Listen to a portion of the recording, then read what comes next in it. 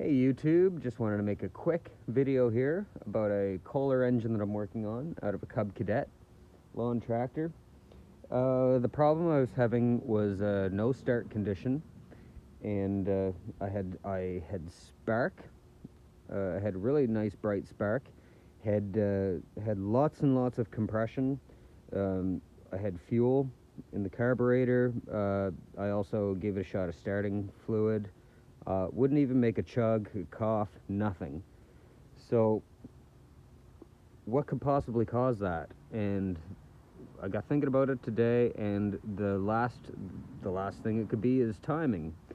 On a fixed timing engine, like most of these small engines are, there's only one thing that I can think of that would cause that, and that would be a sheared flywheel key.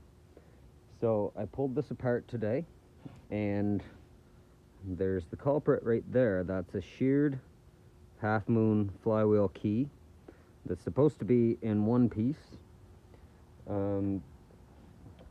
So there's the magneto, and then attached to or fixed to the flywheel is the magnet here, and every time that passes, it induces a voltage into the coil, and it fires the spark plug.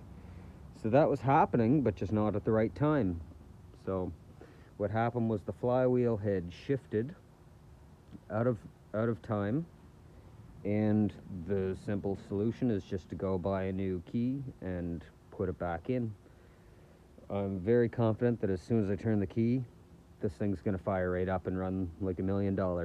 So quick little fix. Thanks for watching.